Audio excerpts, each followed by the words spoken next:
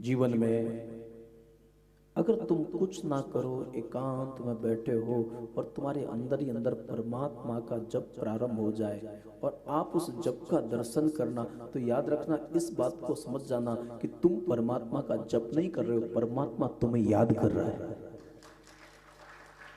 गीता ने कहा है, ये यथा माम प्रपद्यन्ते तांस तथैव भजाम्यहम्। और आपको ज्ञात होना चाहिए कि मिश्री बनने में उतना आनंद नहीं है, उससे भी ज्यादा आनंद है मिश्री खाने में। परमात्मा बनने में उतना आनंद नहीं है, ये प्रेमियों ने कहा है, उससे ज्यादा आनंद है परमात्मा को लाड लड़ाने में। तो जो खोज अपनी करो,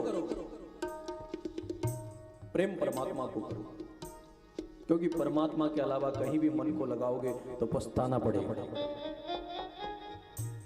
और अगर सामर्थ्य है तो सेवा संसार की करो, क्योंकि संसार भी परमात्मा का साकार रूप है। हर इंसान में उस परमात्मा को, दीन में दीनदयाल का दर्शन करो। परमात्मा के दर्शन का फल है स्वरूप का बोध। शास्त्र कहता है 100 काम छोड़ के खा लेना चाहिए, 1000 काम छोड़ के नहा लेना चाहिए, करोड़ कामों को छोड़कर हरि भजन करना चाहिए।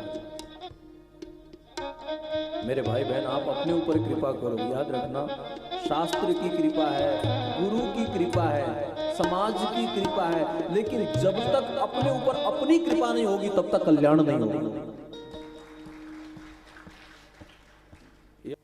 मेरे भाई बहन, क्या पुण्य है और क्या पाप है, इसके ऊपर पूरा पुराण लिखाया जा सकता है। लेकिन इतना कहा जा सकता है कि जिस कर्मों को करने से तुम्हारे मन में ग्लानि का भाव आए वो पाप होता है, और जिस कर्मों को करने से तुम्हारा आत्मबल बढ़े वो पुण्य होता है। अब दूसरों की नजर में क्या हो ये दुनिया जाने, लेकिन मेरा आपसे निवेदन है, आप खुद की नजरों में मत गिर जाना, वरना जो लोग अपनी नजरों में गिर जाते हैं ना, वो कभी भी बहुत आंतरिक प्रसन्नता को उपलब्ध नहीं हो पाते। हमारे सद्गुरुओं ने अंतःकरण की प्रसन्नता को भगवत दर्शन कहा है। आपका अंतःकरण प्रसन्न हो, ये भगवत दर्शन है, आत्मदर्शन है। आपको पता होना चाहिए आपके हृदय में परमात्मा विराजमान है, इसलिए हमें देव दर्शन के साथ साथ हमारे देवत्व की जागृति हो, इसके लिए प्रयासरत होना चाहिए। लेकिन भाग्यशाली है जो परमात्मा के प्रीत्यर्थ जिस स्थान को देखकर परमात्मा की स्मृति बने उसको हम तीर्थ कहते हैं, और जिस व्यक्ति को देखकर परमात्मा का स्मरण हो जाए उसको हम महापुरुष कहते हैं। कुछ लोग ऐसी जगहों पर रहते हैं जिस स्थान पर जाने के बाद में उनको लगता है यहां तो भगवान के लिए आए हैं, यहां कोई लौकिक उद्देश्य नहीं है, यहां किसी लौकिक कर्मों के लिए नहीं आए हैं। गुरु सिद्ध होना चाहिए और शिष्य शुद्ध होना चाहिए। वहां स्वामी रामकृष्ण परमहंस के पास अनेकों शिष्य थे, लेकिन हर शिष्य विवेकानंद नहीं मिल पाया। याद रखना, गुरु महान हो या ना हो, लेकिन शिष्य की जिज्ञासा बहुत अच्छी होनी चाहिए। रामकृष्ण के पास तो बहुत शिष्य थे और भी शिष्य थे, लेकिन हर व्यक्ति को वो विवेकानंद नहीं बना पाया। नारद के अनेकों शिष्य हैं, लेकिन हर शिष्य को प्रहलाद और ध्रुव नहीं बना पाए। ये मार्ग केवल गुरु की तरफ से ही नहीं होता है, ये तो दोनों का सहयोग है, गुरु की करुणा और शिष्य की श्रद्धा,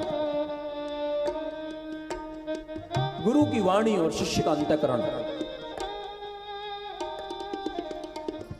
मेरे भाई बहन, परमात्मा को जानने की इच्छा को जिज्ञासा कहते हैं, परमात्मा की प्यास को भक्ति कहते हैं, और मुक्ति की इच्छा को मुमुक्षा कहते हैं। ये परमात्मा क्या है, कैसा है? एक राम के बारे में बहुत सुना है। एक राम दशरथ का बेटा, एक राम घट घट में बैठा, एक राम का सकल पसारा, एक राम है जग से न्यारा,